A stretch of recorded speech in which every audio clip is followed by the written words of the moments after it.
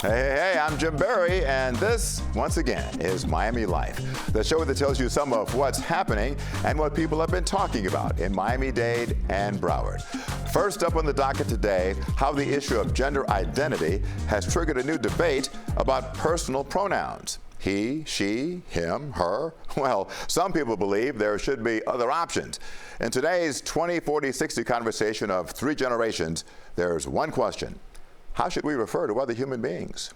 There is a growing national divide around gender identity and the pronouns people use to identify themselves. Small words that have a big impact, especially for those whose gender does not align with their assigned sex at birth, like Rex Tinkler from the mentorship organization Guitars Over Guns. Since you prefer to use the pronouns them and they, why are they your pronouns of choice? Yes, so they're my pronouns of choice, Jim, because they resonate the most with me. I don't really identify with she and he. I'm just not quite there. Emily Kaufman is a third-year law student at the University of Miami who uses she and her pronouns. For her, the issue boils down to respect. And I think that it's important that we all respect people and their identity, who they are, and how they present themselves to the world. And I understand when I first came out, not everyone knew what my pronouns were. They might have assumed that they were he, him, and it takes time for people, especially that have known you for a long time, to relearn that. But I think a lot of people are not willing to give transgender people the respect that we deserve. Gender identity is a sensitive topic many people would prefer to avoid. Someone suggested to me that this show might get canceled because we're even dealing with this topic. Well, my daughter said, what's the upside, Mom? Polls show 47% of Americans are uncomfortable with using gender-neutral pronouns. Educator and entrepreneur H. Tony believes some older people are not willing to adapt to a new perspective on gender. Yeah, I certainly think that is true, that there are generational issues there. I will say, though, that I'm not one that has that particular challenge. My coming of age involved the time when we were seeing a lot more advocacy, a lot more awareness, and I consider myself to be an ally. I see a human being. If that's what they tell me how they want to be referred to, then that's exactly what I'm going to do. Brack, some people that I've spoken to about this feel that the pronoun thing kind of puts them on the defensive, because when they hear that you want to be referred to a certain way and they forget, then they feel that, oh man, I don't want to insult this person, but on the other hand, I don't want to have to think about it all the time. People do forget. They're human. I've often forgot as well. When I'm talking to people that also go by they and them, I may accidentally say he or she. I think most people are well-intentioned and they always correct themselves and they say, oh, sorry, I'm trying. I think where it gets a little tricky and frustrating is just where there are some people that just say, I just can't do the they them thing because I feel like I'm talking about two people. And what I always say is we just have to normalize it. The more that people just start using they and them, I think people will just get comfortable and it won't be this scary, uncomfortable subject matter. It took me a while. I was watching another talk show when I learned the term cisgender. I didn't know that referred to me. So and non-binary. So it's a new language, it's a new vocabulary. Pronouns have also been weaponized in the ongoing culture wars. This has become a big legal issue, certainly here in the state of Florida and throughout the country. The legislature is said that teachers in schools should not have to refer to people by their chosen pronoun with the pronoun based on their gender assigned at birth. And there are some who say this issue might reach the Supreme Court. Where is this going legally? I do think that this is going to come to the Supreme Court sooner rather than later. And I think ultimately it's about personal freedom and liberty to do what you think is best. Why do you think there is such almost violent opposition sometimes to this? I think it's a fear of the unknown, Jim. A lot of people have never met a trans person before, or they've never met someone that identifies as non-binary, and I think that makes them question maybe their own gender, and so that makes them less likely to respect trans and non-binary people's pronouns. At least some people don't want to normalize it. They don't, and I think we always see resistance to change and to difference. We live in a society that likes to normalize, that likes to believe that we're this homogeneous society, and we're not. I think we need to keep the conversation going and be willing to learn and adapt. 25 years down the road, Emily, where do you think we'll be on this topic? Well, I hope that people will be more accepting of individuals who are different from them. What gives me hope is the younger generation. I have 3 nieces and 2 nephews, and it's just for that, and they're from age 2 to 21, and it's just a lot. They just get it a lot easier, and it's not combative. So I think that gives me hope. At some point, these issues become less politically polarizing. I think a lot of people have been made to be afraid of things they don't understand and they've never experienced. Just sit down and have a conversation with people, see them as humanities, and more than that, see them as your nieces, your nephews, their daughters, that they're your relatives, they're your loved ones, they're your neighbors. Yeah. So that's what I hope for. All right, we want to thank our guests for taking part in that conversation. You can rewatch our 20, 40, 60 segments on cbsmiami.com. And if you have a topic you want us to delve into, let us know. All right, that's a hot topic, and so is this. Should kids be kept off of social media? The Florida legislature has passed a bill that would ban anyone under 16. Of course, there's going to be some debate about whether or not that's constitutional or not, but in the eyes of one Miami family, social media is no doubt dangerous for teenagers. Joe Gorcho talked to one dad who recalls the experience. The first thing as a mom you do is want to grab your kid and give them a hug. Kim Valdez remembers this photographed long embrace on the day of her son's arrest. She and her husband Orlando relived a painful experience. They did so speaking about the dangers and consequences of following social media trends at a town hall at Miami-Killian Senior High. What are the dangers out there? We do a great job of putting guardrails on roads for a reason, because we know the turn that's coming up ahead. Kids don't realize the turns that are coming up ahead in the information superhighway. In 2019, their then 16-year-old son, Austin, made a post on TikTok, a video replayed at the town hall. The former Columbus High student posted this video on social media. To the sound of gunfire, he made shooting motions towards the name of each school. The school's name then disappears from the screen. I was embarrassed. I was appalled for the representation of having a school that we prayed for, a community of kids. His dad recalled within 24 hours of the post, his son was arrested, kicked out of school, and interrogated by Homeland Security. Criminal charges were eventually dropped. I told him God would not let us down. God was going to be there with us regardless of what happened.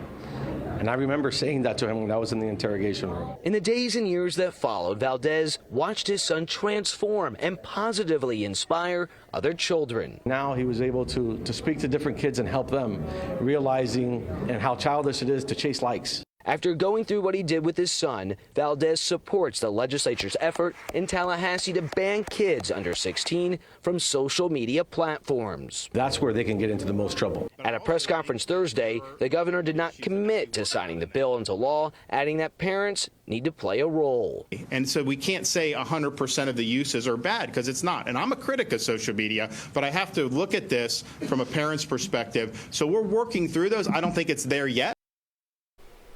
All right, Joe joins us for a deeper dive into this. Joe, I guess the practical question I have is, how in the world would you enforce a social media ban for kids 16 and under? Well, the bill context, the Department of Legal Affairs would be the ones handling this. But in the way you're trying to say is, yeah, I don't know who the investigative body is going to be. Is there going to be a complaint system? There's still some uncertainty from politicians in Tallahassee about what enforcement would look like. And then the other end of it, who's primarily going to be held accountable, because the other part of this is you have to prove intent to violate the law in this particular circumstance. And I'm wondering then, would the parents be held accountable if their kids were caught using social media? So I was reading over the bill text before I jumped into this conversation with you.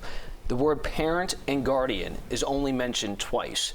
And within the context of the bill, there's no outline for any penalty for a parent or guardian if their child's in violation of this. But I do want to read something. This is why I brought my handy-dandy notes, a little cheat sheet for us, Jim. It does say a third party that knowingly, recklessly performs age verification for a social media platform in violation of the statute is deemed to have committed an unfair and deceptive trade practice. And the violation could be $50,000 per violation. Again, What does third party mean? Could it be a parent? Could it be a guardian? Would it Or be the social media platform itself? Correct. That's what we're probably talking about in this case, but it's not spelled out. It doesn't exclude parents or guardians in that third party mention there. The governor brought up a point which I think a lot of people would also raise, and that is that, hey, look, parents should be the ones to decide whether or not their children are mature enough to be on social media or not.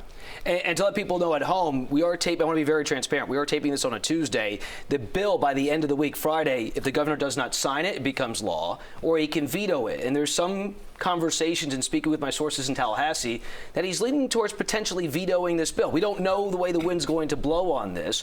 So we talk about parents, how do they feel? I've had a lot of conversations with, even in our own newsroom. I remember, Jim, when we did the first editorial meeting before actually venturing out to do this story, we were split in the newsroom. Some appreciated the fact the state was going to add some guardrails to help their children be protected from some of the dangers or perceived dangers on social media. Other parents we spoke with, both in our newsroom and out in the community, don't want the government telling them what to do and how to raise their child and what access into information they can have. Yeah, understandable. But look, there's a lot of evidence to clearly suggest that social media is causing a lot of kids a lot of problems, depression, anxiety, sadly, too often leading to suicide. So clearly there is an issue that has to be addressed from a mental health standpoint.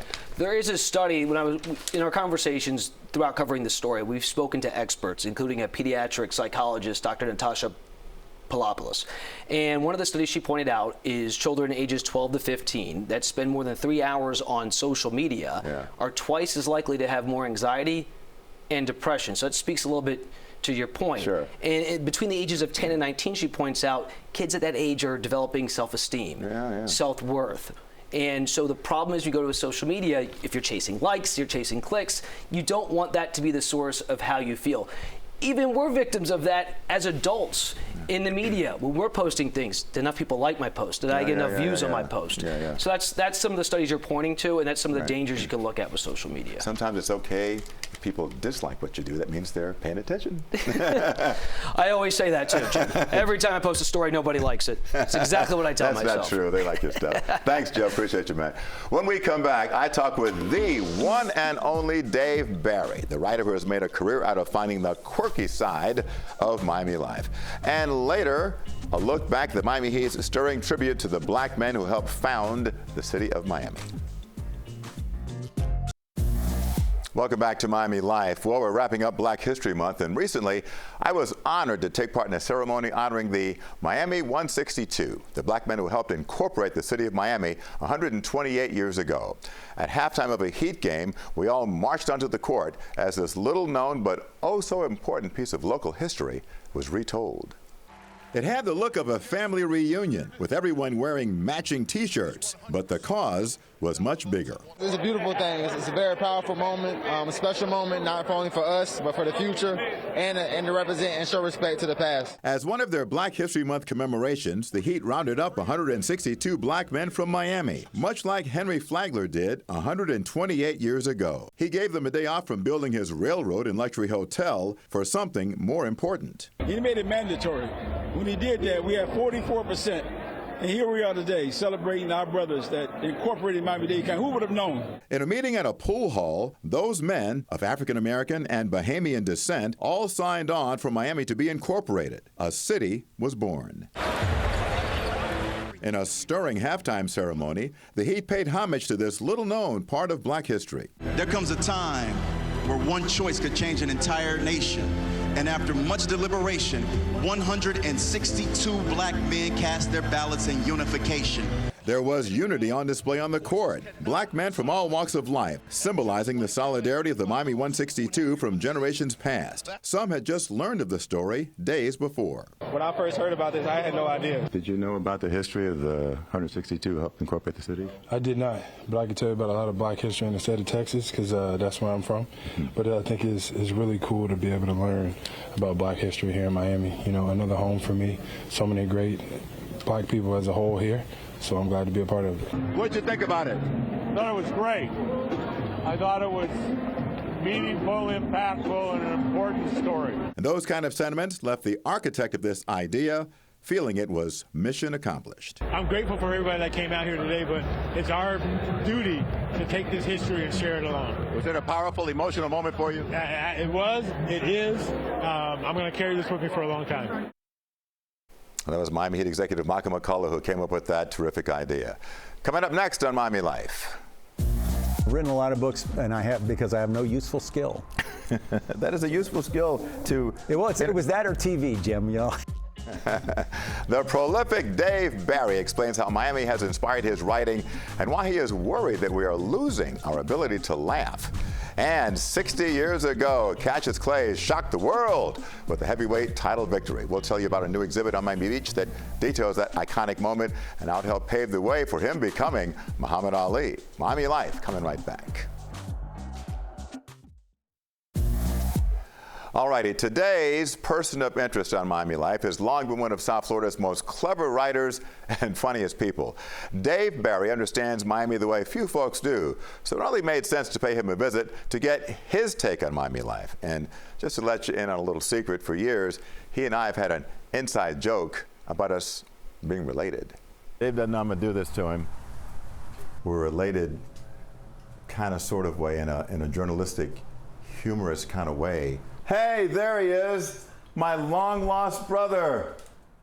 Oh. It's the Barry and Barry reunion.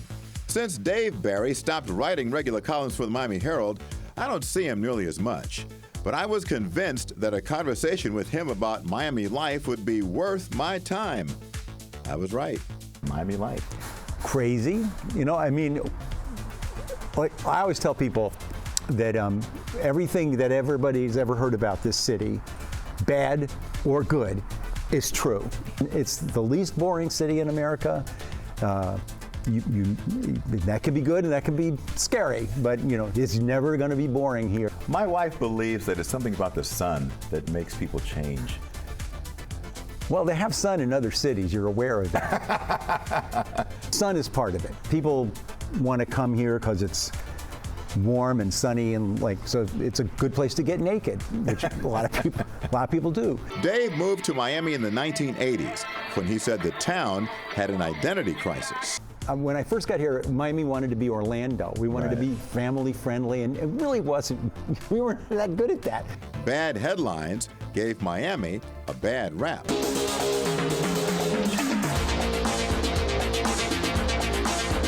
But when a popular TV show reinforced Miami's gritty image, Barry says Miami's self-esteem changed. Miami sort of started embracing this kind of, we're a little on the edge, we're a little crazier, like we're a little wilder, and more fun. And don't forget the University of Miami football team. University of Miami football team, which was like at the same time terrifying and really good, and everyone hated them, and we liked it to everyone. Oh yeah, okay, you hate us, we're gonna beat your.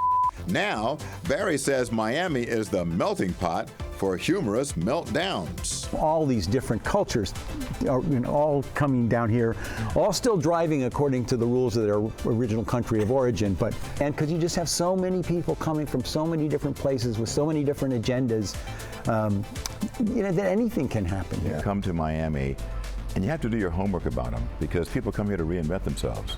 So you don't know who they were, and all of a sudden they show up here and they're a totally different person. Yes, they are. Go up here from anywhere and within 5 minutes be major benefactors to the cultural scene and important civic leaders, and then they get indicted, and then run them through the mill. It can happen. Yeah.